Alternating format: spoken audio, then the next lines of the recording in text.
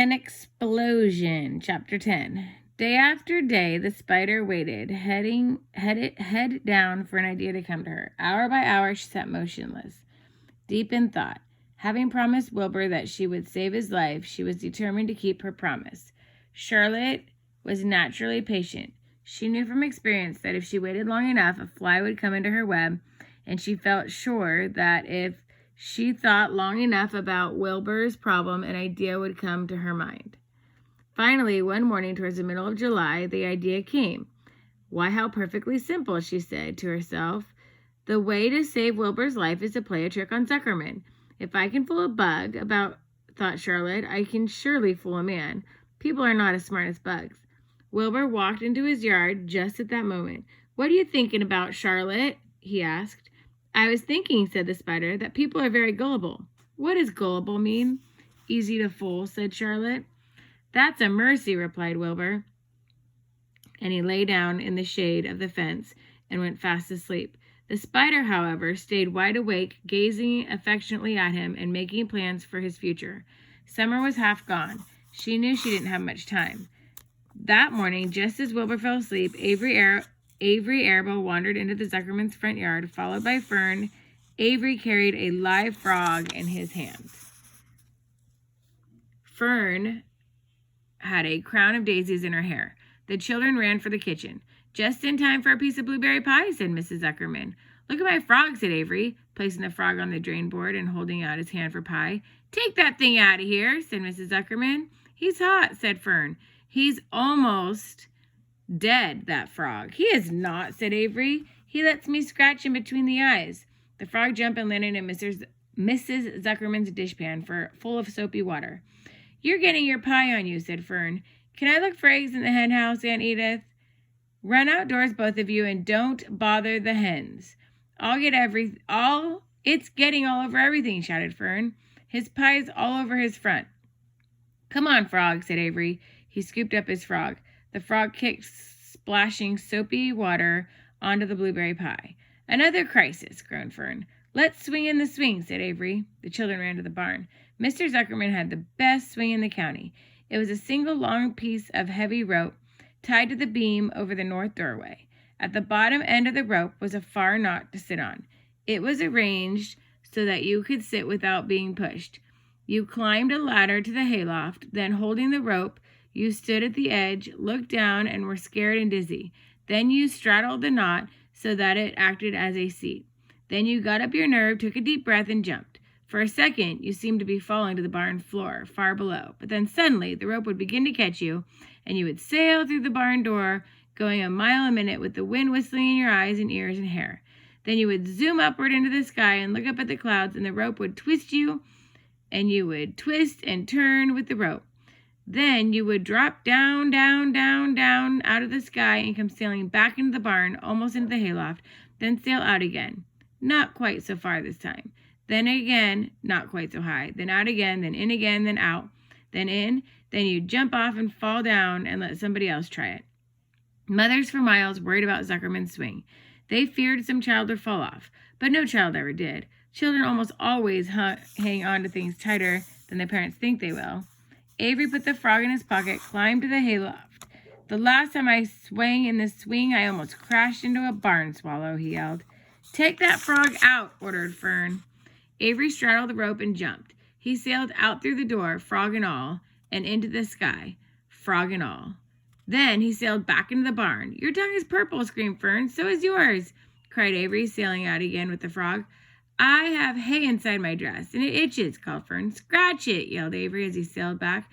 It's my turn, said Fern. Jump off. Fern's got the itch, sang Avery. When he jumped off, he threw the swing up to his sister. She shut her eyes and jumped. She felt the dizzy drop, then the supporting lift of the swing. When she opened her eyes, she was looking up into the blue sky and was about to fly through the door. They took turns for an hour. When the children grew tired of the swing, they went down towards the pasture and picked wild raspberries and ate them. Their tongues turned from purple to red. Fern bit into a raspberry, it had a bad-tasting bug inside, and got discouraged. Avery found an empty candy box and put a frog in it.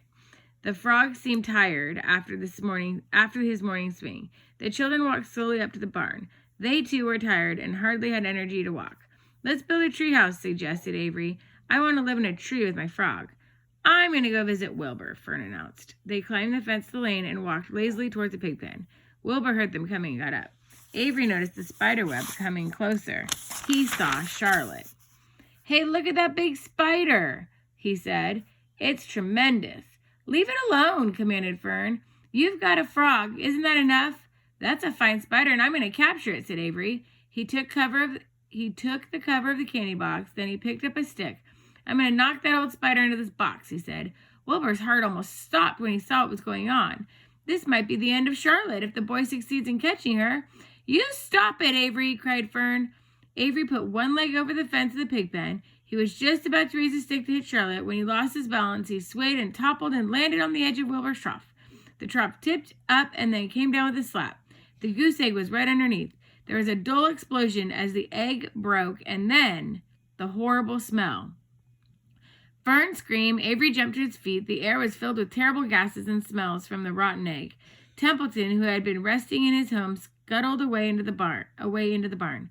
"Good night," screamed Avery. "Good night. What a stink. Let's get out of here." But Fern was crying. She held her nose and ran towards the house. Avery ran after her, holding his nose. Charlotte felt great relief to see him go. It had been a narrow escape.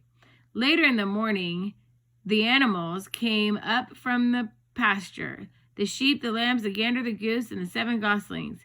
There were many complaints about the awful smell, and Wilbur had to tell the story over and over again of how the Arabelle boy had tried to capture Charlotte, and how the smell of the broken egg drove him away just in time. "It was the rotten goose egg that saved Charlotte's wife," said Wilbur. The goose was proud of her share in the adventure. "I'm delighted that the egg never hatched," she gabbled. Templeton, of course, was miserable over the loss of his beloved egg, but he couldn't resist boasting. "It pays to save things," he said in a surly voice. "A rat never knows when something's going to come in handy. I never throw anything away." "Well," said one of the lambs, "this whole business is all and good for Charlotte, but what about the rest of us? The smell is unbearable. Who wants to live in a barn that's perfumed with rotten egg?" "Don't worry, you'll get used to it," said Templeton. He sat up and pulled wisely at his long whiskers, then crept away to pay a visit to the dump. When Lurvy showed up at lunchtime carrying a pail for food, Wilbur stopped short a few paces from the pig pen. He sniffed the air and made a face. "What in the thunder?" he said, setting down the pail. He picked up a stick that Avery had dropped and pried through the trough. "Rats," he said. "Phew, I might have known a rat would make a nest under this trough. Ugh, how I hate a rat." And Lurvy dragged Wilbur's trough across the yard and kicked some dirt into the rat's nest, burying the broken egg and all Templeton's other possessions. Then he picked up the pail. Wilbur stood in the trough, drooling with hunger. Lurvy poured. The slops ran creamily down around the pig's eyes and ears. Wilbur grunted. He gulped and sucked and gulped, making swishing and swooshing noises, anxious to get everything at once. It was a delicious meal: skim milk, wheat middlings, leftover pancakes, half a donut, and rind of summer squash. 2 pieces of stale toast, a third of ginger snap, a fish tail, an orange peel, several noodles from noodle soup, and the scum of a cup of cocoa, an ancient jelly roll, a strip of paper, and the lining of a garbage pail, and a spoonful of raspberry jello. Wilbur ate heartily. He planned to leave himself a noodle and a few drops of milk. He planned to leave a half of a noodle and a few drops of milk for Templeton. Then he remembered that the rat had been useful in saving Charlotte's life, and Charlotte was trying to save his life, so he left the whole noodle instead of half. Now that the broken egg was buried, the air cleared and the barn smelled good again. The afternoon passed, the evening came, shadows lengthened, the cool and kindly breath of the evening entered through the doors and windows. Astride her web, Charlotte sat moodily eating a horsefly and thinking about the future. After a while, she bestirred herself. She descended into the center of the web, and there she began to cut some of her lines. She worked slowly but steadily while the other creatures drowsed. None of the others, not even the goose, noticed she was at work. Deep in his soft bed, Wilbur snoozed. Over in the favorite corner, the goslings whistled a night song. Charlotte tore quite a section out of a web, leaving an open space in the middle. Then she started weaving something to take the place where the threads she had removed. When Templeton got back from the dump around midnight, the spider was still at work.